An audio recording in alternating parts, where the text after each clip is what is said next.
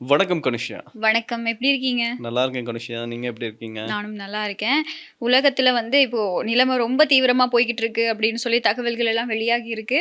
ஆமா. அதே நேரத்துல பார்த்தீங்கன்னா, எல்லாருமே பல்டி அடிக்கவும் ஸ்டார்ட் பண்ணிட்டாங்க அப்படின்ற ம். தகவலும் வெளியாகி இருக்கு. ஆமா. அண்ட் ஸ்ரீலங்கால இப்ப கியூஆர் பிரச்சனைக்கு ம். ஒரு தீர்வு கிடைக்கும் அப்படின்னு இன்னைக்கு சொன்னாங்க. ம். இன்னைக்கு சொன்னத திருப்பி என்ன சொல்லியிருக்காங்க அப்படின்னு பார்த்தீங்கன்னா, நாளைக்குள்ள தீர்வு தீர்வு. தந்துருவோம் அப்படின்னு ம். மாத்தி மாத்தி சொல்லிக்கிட்டு இருக்காங்க. சொல்லிக்கிட்டு இருக்க இந்த நேரத்துல நீதிமன்றத்துல ஒரு செம்ம ட்விஸ்ட் நடந்திருக்கு. ம். அதுவும் யாருமே எதிர்பார்க்காத ஒரு ட்விஸ்ட் ஒண்ணு நடந்திருக்கு.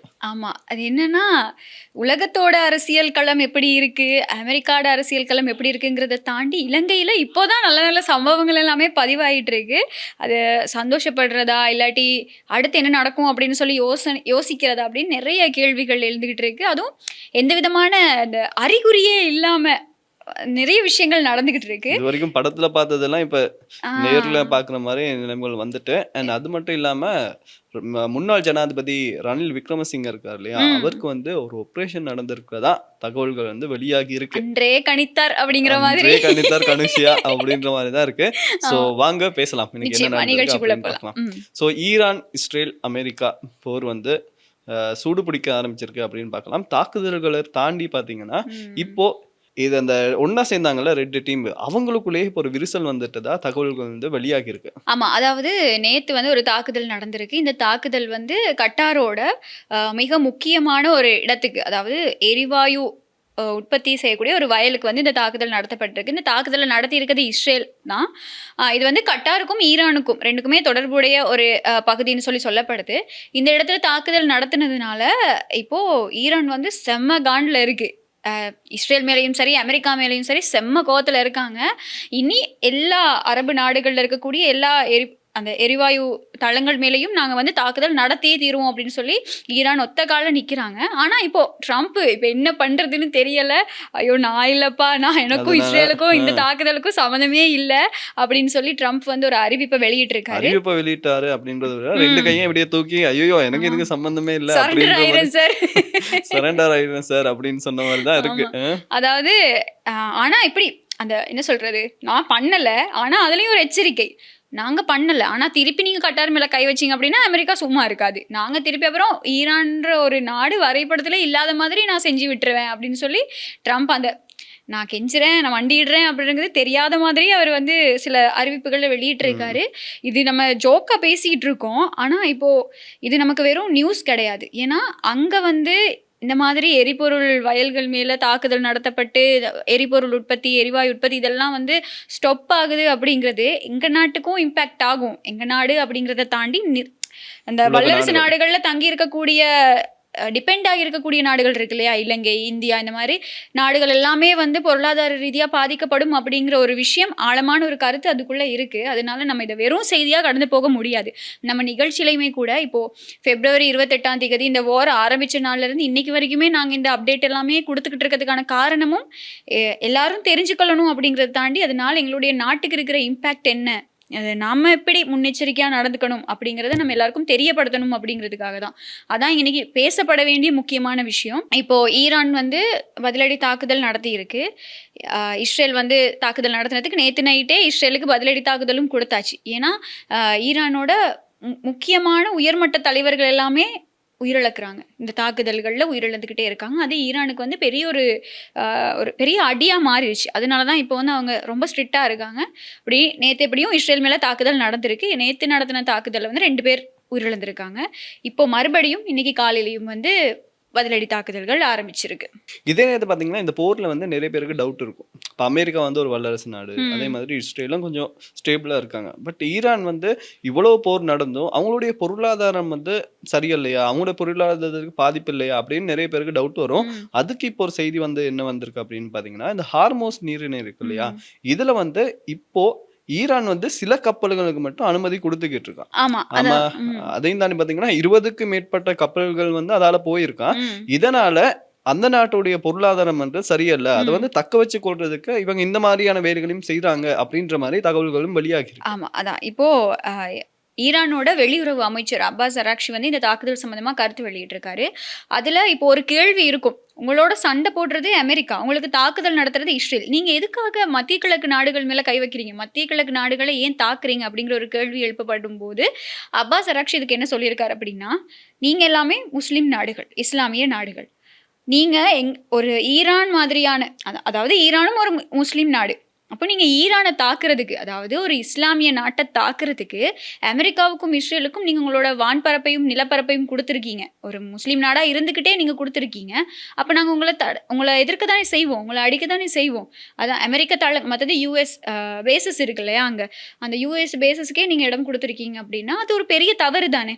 அப்போ நாங்க அதனால தான் அடிக்கிறோம். ஈரானுக்கும் நின்று அடிக்கக்கூடிய சக்தி இருக்கு, நாங்க எங்க நாட்டை எங்களுக்கு நடக்கக்கூடிய தாக்குதல்களை நாங்கள் தடுத்துக்கிறோம் அப்படின்னு சொல்லி ஈரானோட வெளியுறவு அமைச்சர் வந்து ஒரு கருத்தை வெளியிட்டிருக்காரு. அதே மாதிரி ஈரானோட ஜனாதிபதி இந்த போர் ஆரம்பித்த கொஞ்ச நாளில் மத்திய கிழக்கு நாடுகள் மேலே தாக்குதல்கள் நடத்தப்பட்டு கொஞ்ச நாள் ஒரு தகவல் சொல்லியிருந்தாரு. சரி, நாங்கள் அண்டைய நாடுகளை தாக்குனது தப்பு தான், சாரி அப்படிங்கிற மாதிரி சொல்லி இனிமேல் தாக்குதல் நடக்காது அப்படின்னு ஒரு கருத்தையும் வெளியிட்டிருந்தாரு. அதையும் அப்பாஸ் அராக்ஷி ஞாபகப்படுத்தி இருக்காரு. நாங்கள் வந்து அப்படி ஒன்று சொன்னோம், அதுக்கான காரணம் இதுதான், நீங்கள் வந்து ஒரு முஸ்லீம் நாடாக இருந்துக்கிட்டு எங்களுக்கு எதிர்க்கிறீங்க, நாங்கள் தனித்து விடப்பட்ட மாதிரி ஆயிட்டோம், இந்த பிராந்தியத்துக்குள்ளே இந்த ரீஜனுக்குள்ளே நாங்கள் வந்து தனிச்சு விடப்பட்ட மாதிரி ஆயிட்டோம், நீங்கள் அமெரிக்காவுக்கும் இஸ்ரேலுக்கும் இவ்வளோ சப்போர்ட் பண்ணுறீங்க, ஏன்னா அவங்க ஈரானுக்கு எகெயின்ஸ்டாக தாக்குதல் நடத்துறதுக்கு அவங்களுடைய பகுதிகளை கொடுத்துருக்காங்க, அப்போ அது ரொம்ப தப்பு அப்படின்னு சொல்லி ஈரான் கண்டனம் வெளியிட்டிருக்குது. மட்டும் இல்லாமல் ஈரான் மேலே இனி கை வைக்காமல் இருந்தாதான் இந்த பிராந்தியம் வந்து அமைதியா இருக்கும், இல்லைன்னா இது அமைதியா இருக்காது அப்படிங்கறத ரொம்ப தெளிவா சொல்லியிருக்காங்க. ஆல்சோ ஸ்பெஷலா பாத்தீங்கன்னா அந்த புதிய அதியுச்ச தலைவர் இருக்கார் இல்லையா, அவரும் கூட நேத்து ஒரு விஷயத்த வந்து சொல்லியிருந்தாரு. அவர் என்ன சொல்லியிருந்தாருன்னா, ரீசெண்டா இப்ப நிறைய தலைவர்கள் வந்து உயிரிழக்கிறாங்க இல்லையா ஈரான்ல, அப்ப சொல்லியிருந்தாரு, நாங்க சிந்துற ஒவ்வொரு சொட்டு ரத்தத்துக்கும் ஒரு விலை இருக்கும் அப்படின்னு சொல்றாரு. அது மட்டும் இல்லாம இதுக்கான அந்த கொலையாளர்கள் இருக்காங்க இல்லையா, கொலையாளிகளை வந்து நாங்க பழி வாங்குவோம் அப்படின்னு என்ன ஒரு உறுதியோட தான் இருக்காங்க ஈரான். மற்றது வந்து இப்போ ஈரான் நடத்தின ஏவுகணை தாக்குதல்களில் வந்து கட்டாரோட பிரதான எரிவாயு மையமான ராஸ் லாஃபான் தொழில்பேட்டை வந்து கடுமையாக பாதிக்கப்பட்டிருக்கு. உலகத்தோட மிகப்பெரிய திரவமாக்கப்பட்ட இயற்கை எரிவாயு உற்பத்தி மையமாக தான் இது பார்க்கப்படுது. இதில் வந்து ஏற்பட்டிருக்கக்கூடிய இந்த பாரிய சேதங்கள் காரணமாக ஐரோப்பிய சந்தையில் எரிவாயுவோட விலைகள் இன்னையிலிருந்து 30% அதிகரிக்கும், 30% தாண்டும் அப்படின்னு இப்போ ஒரு செய்தி வெளியாகி இருக்கு. இஸ்ரேல் ஈரானோட சவுத் பாஸ் தாக்குதல், எரிவாயு வயல் மீது நடத்தின தாக்குதலுக்கு பதிலடியாக இந்த தாக்குதலை வந்து ஈரான் நடத்தி இருக்கு. அப்போ இப்போ இதனால பாதிக்கப்படுறது வந்து நம்மள மாதிரி நாடுகள் தான் கண்டிப்பா வந்து பாதிக்கும். ஏன் அப்படின்னு பாத்தீங்கன்னா, ஒரு தடவை தாக்கினதுக்கே இங்க வந்து பெட்ரோல் விலை கூட்டிட்டாங்க. இப்ப கூட மக்கள் வந்து கியூஆர் இருந்துமே அடிக்க முடியாத நிலைமையில தான் இருக்காங்க. ஸோ இப்படியான தாக்குதல் நடத்தும் போது அந்த நாடு சண்டை போட்டாலுமே அதால வந்து உலக நாடுகள் எல்லாமே பாதிக்க போகுது. ஆமா, மற்றது இப்ப ட்ரம்ப்புக்கும் வந்து என்ன பண்றதுன்னு தெரியல. அவர் ஈரான் அவரை இவ்வளோ திருப்பி அடிக்கும் அப்படிங்கிறது வந்து ட்ரம்ப் கொஞ்சம் கூட எதிர்பார்க்கல. அவருக்கு எல்லாமே வந்து அமெரிக்கா எப்பவுமே பலமான ஒரு நாடு அப்படிங்கிற மைண்ட் செட்டோட, பலமான நாடு தான், அந்த மைண்ட் செட்டோடே இருந்து அவர் வந்து ஈரான் இந்த அளவுக்கு அவரை திருப்பி அடிக்கும் அப்படிங்கிற எக்ஸ்பெக்டேஷன் ட்ரம்ப்புக்கு கொஞ்சம் கூட இருந்திருக்காது. அதான் இப்ப நடந்துகிட்டு இருக்க விஷயங்கள் எல்லாத்தையும் அவராலேயே ஏத்துக்க முடியல. அந்த அளவுக்கு இந்த போர் வந்து தீவிரம் அடைஞ்சுக்கிட்டே போகுது. இஸ்ரேல் வந்து இப்ப நேற்று தினம் நடந்த தாக்குதல் கூட அமெரிக்கா சொல்லுது, எனக்கும் இந்த தாக்குதலுக்கும் சம்மந்தம் இல்லை, இது இஸ்ரேல் தான் நடத்திச்சு அப்படின்னு. ஆனால் இந்த போர் எல்லாமே ஆரம்பித்தது வந்து அமெரிக்காவோடையும் இஸ்ரேலோடையும் கூட்டு தாக்குதல்ல. அப்போ இப்போ இன்னைக்கு ஒரு கேள்வி எழுது என்ன அப்படின்னா, அப்போ இஸ்ரேல் வந்து தனியாக ஏதோ ஒரு கேம் கொண்டு போகிறாங்களா, தனியாக ஏன் தாக்குதல்களை நடத்துகிறாங்க அப்படிங்கிற ஒரு கேள்வியும் எழுப்பப்படுது. அதுக்கான பதில் வந்து ட்ரம்ப்புக்கு தான் தெரியும் ஏன் இப்படி நடக்குது அப்படிங்கிறது. மற்றது வந்து இப்போது அண்டை நாடுகளுக்கு எதிராக ஆக்கிரமிப்பு நடவடிக்கைகளை நடத்துறத வந்து இஸ்லாம் ஒருபோதும் அனுமதிக்காது அப்படின்னு சொல்லி சவுதி அரேபியாவோட வெளியுறவு அமைச்சர் வந்து சொல்லியிருக்காரு. பிராந்திய அமைதி மற்றும் அண்டை நாடுகளுடனான நட்புறவை பேணுவதே இஸ்லாமிய போதனைகளோட அடிப்படை அப்படின்னும், மற்ற நாடுகளின் நிலப்பரப்பை ஆக்கிரமிப்பது மார்க்க விதிகளுக்கு முரணானது அப்படின்னும் அவர் சொல்லியிருக்காரு. இப்போ நிலைமை இந்த மாதிரி தீவிரம் அடைஞ்சிக்கிட்டு போகுது. இதை விட முக்கியமான ஒரு தகவல் வெளியாகி இருக்கு. என்ன அப்படின்னா, அமெரிக்காவோட உயர்மட்ட பாதுகாப்பு அதிகாரிகள் இருக்காங்க இல்லையா, அதாவது இந்த ராஜாங்க செயலாளர் மார்க்கோ ரூபியோ, அது மட்டும் இல்லாமல் மற்றும் ஒரு பாதுகாப்பு செயலாளர் ஃபீட் ஹெக்ஸெட், இவங்க தங்கி இருக்கக்கூடிய ஃபோர்ட் மெக்னாயர் அப்படிங்கிற இராணுவ தளத்தோட வான்பரப்பில் மர்மமான ட்ரோன்கள் பறக்கப்படுது அப்படின்னு ஒரு செய்தி வெளியாகி இருக்கு. அதாவது இந்த ட்ரோன்களுக்கு வந்து அடையாளம், இது யாரால் அனுப்பப்படுது, உளவு பார்க்கறதுக்காக உண்மைக்குமே இது உளவு நடவடிக்கைகளுக்காக அனுப்பப்பட்டிருக்கலாம். இந்த அமெரிக்காவோட இந்த உயர்மட்ட தலைவர்கள் இருக்கக்கூடிய பகுதிகளில் வந்து மர்மமான ட்ரோன்கள் பறந்துக்கிட்டு இருக்கு. யாரை இலக்கு வச்சு இந்த மாதிரியான ட்ரோன்கள் பறக்கப்படுது, அடுத்த கட்ட நடவடிக்கை என்ன, ஈரான் மூலமாக அனுப்பப்பட்டிருக்குமா அப்படிங்கிற சந்தேகங்கள் எல்லாமே இப்போ வலுத்திருக்கு. ஆனால் இதுக்கான மேலதிக தகவல்கள் எதுவுமே வெளிவரல. ஆனா இப்போ வரைக்கும் இந்த மாதிரி மர்மமான ட்ரோன்கள் பறந்துகிட்டு இருக்கதா செய்திகள் வெளியாகி இருக்கு. ஆமா, அந்த செய்தி வந்து நேத்து பாத்தீங்கன்னா அமெரிக்காவோட அந்த உயர் பதவிகளை வகிக்கிறவங்க இருக்காங்க இல்லையா, அதாவது அந்த ட்ரம்ப் கூட இருக்கவங்க அவங்களும் நிறைய பேர் வந்து பதவி விலகுறதாகவும் செய்திகள் வந்து வெளியாகி இருக்கு. ஸோ ஆக மொத்தத்தில் இது எப்படி இருக்கு அப்படின்னு பாத்தீங்கன்னா, இந்த கொஞ்ச நாளைக்கு முன்னாடி நம்ம நாட்டில் வந்து நடந்துச்சுல இந்த மக்கள் கிளர்ச்சி ஒன்று வந்துச்சு இல்லையா. ஸோ இதே மாதிரி இப்போ நிறைய பேர் என்ன சொல்றாங்க அப்படின்னு பார்த்தீங்கன்னா, ட்ரம்ப்போட இந்த நடவடிக்கையால அமெரிக்காவில் ஒரு மக்கள் கிளர்ச்சி வந்து ஏற்படலாம், அது வந்து ட்ரம்ப்புடைய பதவியை இல்லாம ஆக்கலாம் அப்படின்ற மாதிரி நிறைய பேர் சொல்லிக்கிறாங்க. ஏன்னா இந்த ட்ரம்ப்போட இந்த போர் வந்து மக்கள் பாதி பேர் விரும்புறாங்களே இல்லையா, அமெரிக்காவில் இருக்க பாதி பேரே போர் வேணாம் அப்படின்னு சொல்லும்போது இவர் வந்து ஒத்த காலில் நின்று எனக்கு வேணும் அப்படின்ற மாதிரி தான் அவருடைய செயல்கள் வந்து இருக்கு. ஆமா, ஏன்னா உலக பொருளாதாரம் முடங்குது. மற்றது அமெரிக்காவுக்குள்ளேயே நிறைய விலையேற்றம் எல்லாம் இருக்கு தானே, அதை மக்கள் எப்பவும் விரும்ப மாட்டாங்க. மற்றது ஜனாதிபதி வேட்பாளராக நிற்கும் போது ட்ரம்ப் சொன்ன ஒரு முக்கியமான தேர்தல் வாக்குறுதி, நான் வந்தால் வார் நடக்காது, எல்லா நாடுகளுக்கிடையிலுமே அமைதியை தான் நான் கொண்டு வருவேன், நான் வந்தேன்னா ஜனாதிபதியாக நான் வந்தேன்னா நிச்சயமாக போருக்கு வாய்ப்பில்லை அப்படின்னு சொல்லி அவர் ஒரு வாக்குறுதி வழங்கியிருந்தார். அப்போ அவரோட முக்கியமான ஒரு வாக்குறுதி இந்த இடத்துல வந்து இல்லாமல் மீறப்பட்டிருக்கு. அப்போ அதனால தான் அவருக்கு வந்து உள்நாட்டிலே நிறைய எதிர்ப்புகள் இருக்குது. அது மட்டும் இல்லாமல் இப்போ அவர் என்ன பண்ணியிருக்காரு அப்படின்னா, ஈரானுக்கு எதிரான இராணுவ நடவடிக்கைகளை தீவிரப்படுத்தணும் அப்படிங்கிறதுக்காக மத்திய கிழக்கு நாடுகளுக்கு ஆயிரக்கணக்கான வீரர்களை இன்னும் கொஞ்சம் கூடுதலாக அனுப்ப போகிறாரு ட்ரம்ப். அப்படி ஒரு முடிவு எடுத்திருக்காரு. இது எங்கே போய் முடிய போகுது அப்படின்னு தெரியலை. கிட்டத்தட்ட இப்போது 3 வீக்ஸ் ஆயிடுச்சு, இப்போ வார் ஆரம்பித்து 3 வீக்ஸ் ஆயிடுச்சு. இதோட அதிகமான இம்பேக்ட் உயிரிழப்புகள்னு எடுத்துக்கிட்டா ஈரானில் தான் இருக்குது. ஏன்னா ஈரானோட பெரிய பெரிய தலைகள் எல்லாமே வந்து கொல்லப்படுறாங்க. இப்போது ஈரானுக்கு தான் இதில் நிறைய பாதிப்புகள் சேதங்கள் எல்லாமே ஏற்பட்டிருக்கு. மற்றது வந்து அமெரிக்காவோட ராணுவம் வந்து என்ன பண்ணுறாங்க அப்படின்னா, வெள்ளை மாளிகையில் வந்து இன்னும் கூடுதலாக நிதியை கேட்டிருக்காங்க, நிதி கோரிக்கை வச்சுருக்காங்க இந்த போருக்காக. நீங்கள் அன்றைக்கி சொன்ன மாதிரி ஆல்ரெடி இதுக்கு ரொம்ப ஒரு பெரிய அமௌண்ட் வந்து செலவாகிருக்கு. இன்னமும் அவங்க வந்து கூடுதலாக கோரிக்கை முன் வச்சிருக்கதா தெரிய வந்திருக்கு. இப்போ பார்க்கலாம் என்ன நடக்குது அப்படின்னு சொல்லி. போர் நீடிக்க செலவு வந்து கூடிக்கிட்டே தான் போகுது. ஸோ இது வந்து எங்கே போய் முடியும் அப்படின்னு தெரியல. ஸோ பொறுத்து வந்து பார்க்கலாம். சரி, போர் ஒரு பக்கம் இருக்கட்டும், இப்போ ஸ்ரீலங்காவுக்கு வருவோம். ஸ்ரீலங்காவுக்கும் ஒரு போர் வந்திருக்கு. இது என்ன போர் அப்படி பார்த்தீங்கன்னா QR போர். ஸோ இந்த QR போருக்காக மக்கள் வந்து இந்த பெட்ரோல் ஷெட்ல லைன்ல இருக்காங்க. QR கையில இருந்துமே அந்த பெட்ரோல் பம்ப்ல போயிட்டு அந்த டேங்கை ஃபில் பண்றதுக்காக 1 மணி நேரமா 2 மணி நேரமா, அதுவும் இப்போ பார்த்தீங்கன்னா ஸ்ரீலங்காவில் வந்து செம்ம வெயில் அடிக்குது. அந்த வெயிலில் வந்து அந்த என்ன சொல்றது, மக்களை பார்க்கும்போதே பாவமா இருக்கு. உண்மைதான். என்னன்னா இப்போ இது உண்மைக்குமே வாண்டடா நம்ம எல்லாருமே ப்ரெடிக்ட் பண்ணி நடந்த ஒரு விஷயம் கிடையாது. இது உலகத்தில் எங்கேயோ ஒரு இடத்துல நடந்த ஒரு விஷயம் ஸ்ரீலங்காவை இப்படி இம்பேக்ட் பண்ணியிருக்கு. கடந்த கால அரசாங்கம் இருக்கும்போது இந்த மாதிரி ஒரு யுகம் மறுபடியும் வேண்டாம் அப்படின்னு சொல்லி தான் எங்கள் எல்லாரோட மனநிலையும் இருந்தது. ஆனால் மக்கள் ஓரளவுக்கு இப்போ இந்த விஷயத்தில் தெளிவாக இருக்காங்க.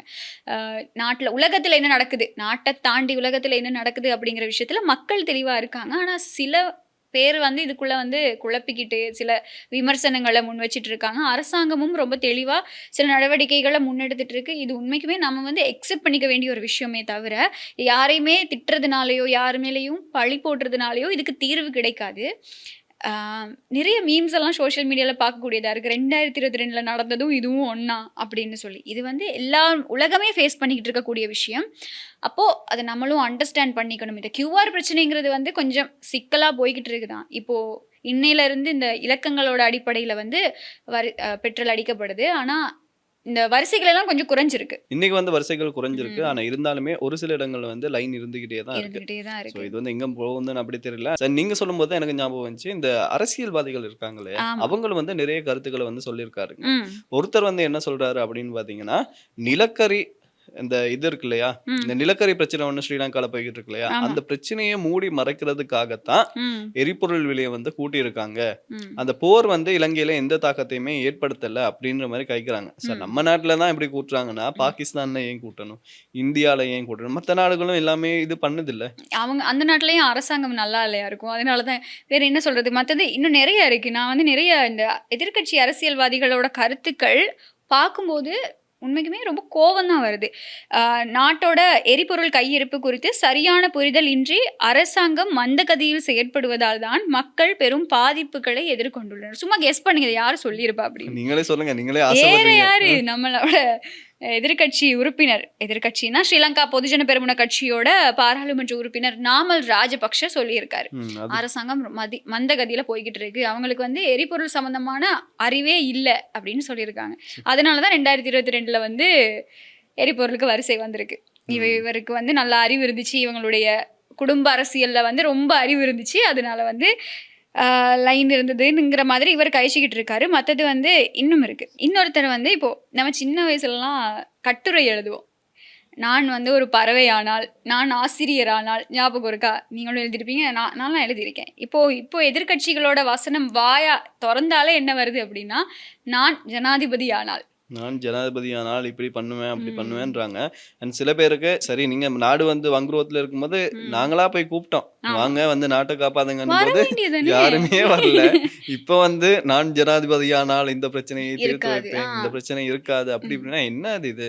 சீலரத்ன தேரர்னு ஒருத்தர் இருக்காரு. ஆமா தெரியும் தெரியும், அவர் நல்லா அவர் ஒரு கருத்து சொல்லியிருக்காரு. என்ன அப்படின்னா, நான் ஜனாதிபதியா இருந்தேன்னா இப்படி பெட்ரோலுக்கெல்லாம் வந்து பெட்ரோல் ஷெட் முன்னாடி எல்லாம் இவ்வளவு வரிசை இருக்காது, எல்லாத்தையும் நான் காலி பண்ணியிருப்பேன். அவர் சொல்லும் போதே தெரியுதுல்ல. இந்த நம்ம சொந்தக்காரங்கள கூட சில பேர் இருப்பாங்க, அவங்க வந்து நம்ம ஒரு விஷயம் பண்ணோம்னு வச்சுக்கோங்களேன், எதுவுமே சொல்ல மாட்டாங்க.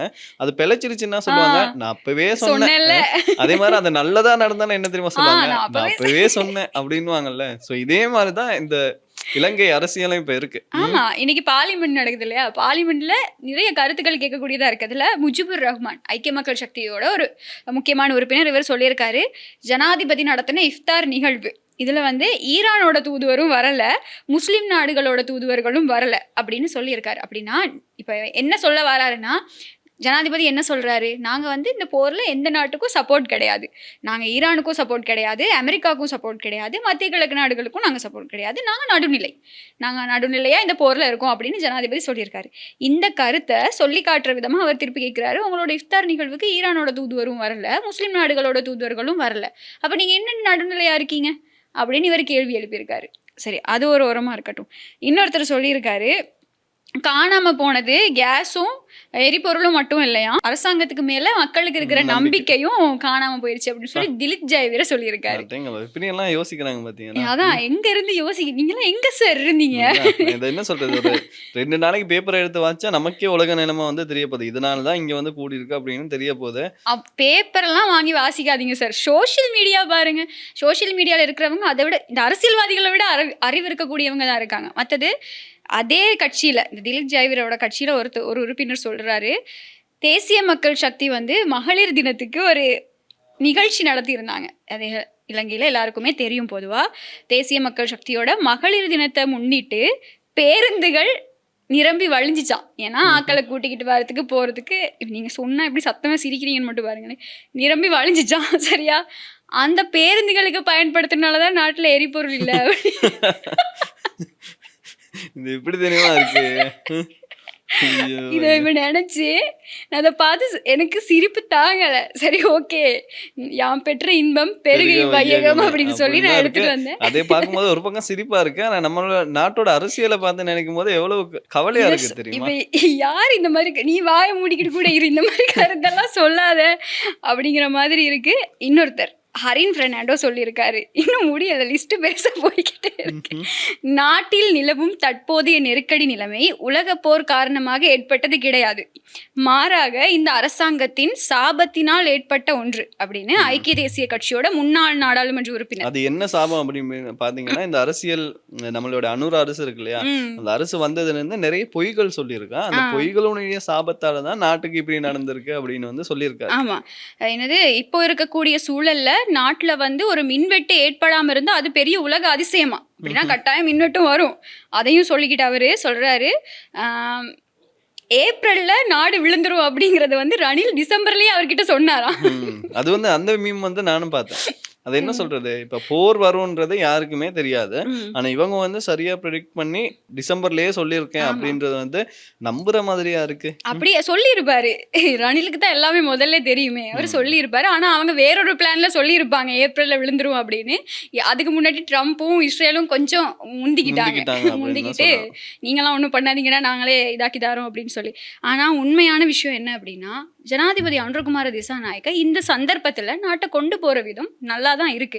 அவரே ஒரு சில இடங்கள்ல கருத்து தெரிவிக்கும் போது இந்த இந்த விஷயங்களை வந்து சுய அரசியல் லாபங்களுக்காக இந்த அரசியல்வாதிகள் பயன்படுத்திக்கிறாங்க அப்படிங்கறத வந்து அவரே வெளிப்படையா சொல்லியிருக்காரு. இந்த ஊடக சந்திப்புல எல்லாம் அவர் சொல்லியிருப்பாரு.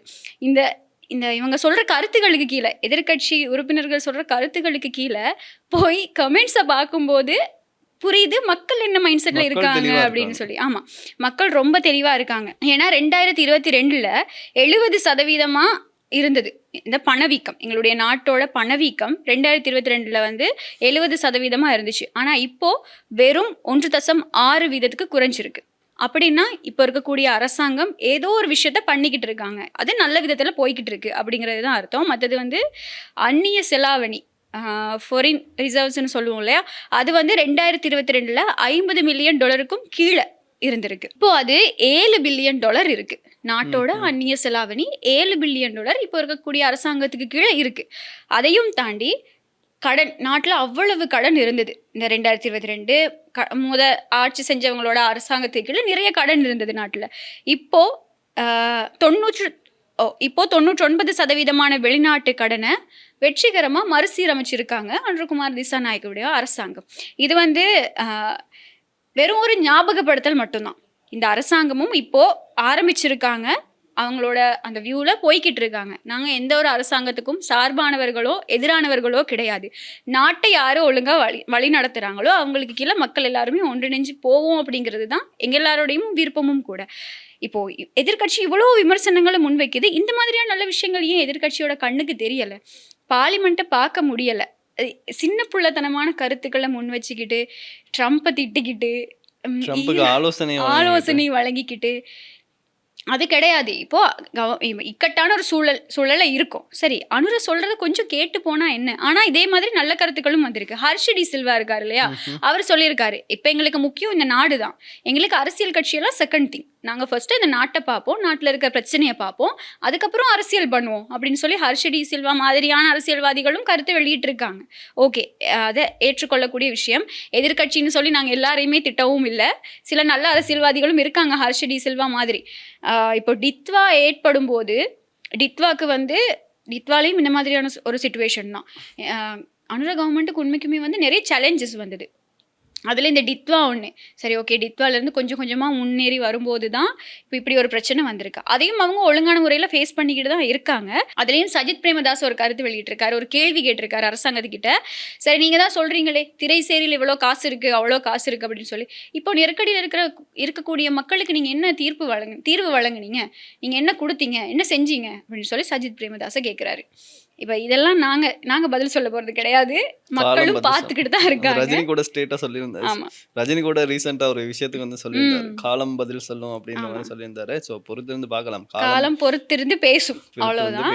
ஆமா, எந்த ஒரு அரசாங்கமா இருக்கட்டும் தவறான பாதையில போனா அதை தட்டி கேட்கறது மக்களோட கடமை, மக்களோட பொறுப்பு. அதை வந்து மக்கள் சரியான முறையில செய்வாங்க. ஏன்னா ஆளாளப்பட்ட குடும்ப அரசியலையே வந்து அவங்க என்ன பண்ணாங்க, அடியோட இந்த நாட்டில இருந்தே தலைமறைவாகி போற அளவுக்கு விரட்டி அடிச்சாங்க. அதே மாதிரி தான் எந்த ஒரு கவர்மெண்ட் தவறான பாதையில் போகுதோ அதை தடுத்து நிறுத்தவும் தட்டி கேட்கவும் மக்களுக்கு முழு உரிமை இருக்குது, முழு பொறுப்பும் இருக்குது. அதை மக்கள் பார்த்துப்பாங்க. எதிர்க்கட்சிகள் இருக்கணும், ஒழுங்கான முறையில் விமர்சிக்கணும், ஒழுங்கான விஷயங்களை முன்வைக்கணும். இல்லை நீங்கள் இதை பண்ணுறது தப்பு, இப்படி பண்ணாதீங்கன்னு கவர்மெண்ட்டை விமர்சிக்கிறது வேற, கவர்மெண்ட் எது பண்ணாலுமே விமர்சிக்கிறது வேற இல்லையா? ஸோ இந்த மாதிரியான விஷயங்களை வந்து கொஞ்சம் எதிர்க்கட்சிகளும் கன்சிடர் பண்ணால் நல்லாயிருக்கும். ஜோக்கா நம்ம பேசிக்கிட்டு இருக்கோம், ஆனால் இது உண்மைக்குமே ஜோக்கா பேசக்கூடிய ஒரு விஷயம் கிடையாது. ஆமாம், இது வந்து ரொம்பவே சிந்திக்க வேண்டிய நீங்க சொன்ன மாதிரி. அண்ட் இந்த நேரத்தை பார்த்தீங்கன்னா இப்போ மஹிந்த ராஜபக்ஷ இருக்கார் இல்லையா, அவர் பாட்டுக்கு சிவனேன்னு இருந்திருப்பாரு. ம். அவரை வந்து ஒருத்தர் வந்து வாங்க துணைக்கு அப்படின்னு வந்து ஒருத்தர் வந்து கூப்பிட்டு இருக்காரு. போயிருவாருன்னு நினைக்கிறீங்களா? தெரியல. பட் இப்பதானே பேரை வந்து சொல்லியிருக்காரு. ஸோ என்ன நடந்திருக்கு அப்படின்னு பார்த்தீங்கன்னா, இந்த யாபஸ் கொடுக்கல் வாங்கல் போது வந்து லஞ்சமாக பெறப்பட்ட பணத்தை சந்தேக நபரான கபில சந்திரசேன வந்து முன்னாள் ஜனாதிபதி மஹிந்த ராஜபக்ஷ மற்றும் முன்னாள் விமான போக்குவரத்து அமைச்சர் பிரியங்கர ஜெயரத்ன ஆகியோருக்கு வழங்கியதா நீதிமன்றத்துல வாக்குமூலம் வந்து கொடுத்திருக்காரு. மேலதிகமாக குறித்த பணம் ஸ்ரீலங்கன் ஏர்லைன்ஸ் நிறுவனத்தின் முன்னாள் பணிப்பாளர் சபை உறுப்பினரான ஷமீந்திர ராஜபக்ஷவோட கணக்கிற்கும் மாற்றப்பட்டுள்ளமை விசாரணைகளில் தெரிய வந்துள்ளது. இதன்படி 2015ஆம் ஆண்டு முன்னாள் ஜனாதிபதி மஹிந்த ராஜபக்ஷ விடுத்த வேண்டுகோளுக்கு இணங்க தலா 20 மில்லியன் ரூபாய் வீதம் 3 தடவைகளாக மொத்தம் 60 மில்லியன் ரூபாவை பெலியத்த இல்லம் மற்றும் கார்டன் இல்லத்தில் வைத்து மஹிந்த ராஜபக்ஷவிடம் வழங்கியதாக சந்தேக நபர் வாக்குமூலம் அளித்துள்ளதாக லஞ்ச ஊழல் ஒழிப்பு ஆணைக்குழு நீதிமன்றத்தில் சுட்டிக்காட்டியுள்ளது. அவர் வந்து சொல்லியிருப்பாரு, வாங்கும்போதே சொல்லியிருப்பாரு, அடிச்சு கூட கேட்பாங்க, என்னை பத்தி சொல்லிடாதரா அப்படின்னு சொல்லியிருப்பாரு. எப்படி 20 மில்லியன் ரூபாவா 3 தடவை 60 மில்லியன். இனி சிறப்பான தரமான சம்பவங்கள் இனிமேதான் பார்க்க போறோம். ஈஸ்டர் தாக்குதல் விசாரணை சூடு பிடிக்குது. இப்போ இன்னைக்கு இந்த செய்தி தான் இப்ப நிறைய வந்து பரவலாக பேசப்பட்டுக்கிட்டு வருது. ஆனா இந்த செய்தி உண்மைக்குமே எதிர்பார்க்கல. இது திடீர்னு எங்க இருந்து இதுக்கான அந்த சொல்லுவோம்ல தடயமும் இருக்கல, அறிகுறியும் இருக்கல, திடீர்னு இந்த மாதிரியான ஒரு விஷயம் வரும்போது ஓகே, இப்போ மஹிந்தவும் வந்து கொஞ்சம் விசாரணை வலைக்குள்ள சிக்கி இருக்காரு. இந்த விசாரணைகள் இதோட நிக்காது. ஏன்னா இப்ப பேர் அடிபட ஆரம்பிச்சிருக்கு. கண்டிப்பா இது நீதிமன்றத்திலே வாக்குமூலம் வழங்கியிருக்காரு அப்படின்னா கண்டிப்பா இது வந்து விசாரணைகள் முறையா நடத்தப்பட்டு குற்றவாளிகளுக்கு தண்டனை கிடைக்கும்.